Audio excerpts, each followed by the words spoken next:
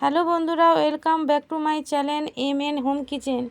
তোমরা সবাই কেমন আছো? আমি ভালো আছি। ইউটিউবে এটা আমার প্রথম মিনি ব্লগ। আজ দুপুরে রান্না হবে বেগুন, আলু আর মাছের ঝোল। মাছগুলোকে ভালো করে কেটে ধুয়ে তারপরে কড়াটা বসালাম। কড়াই একটু তেলটা দিলাম। আমি এখানে সরষা তেল ব্যবহার করছি আর মাছগুলোকে নুন হলুদ মাখিয়ে নিচ্ছি। এখানে সরষা বাটা আছে, বড়ি আছে, সবজি আছে।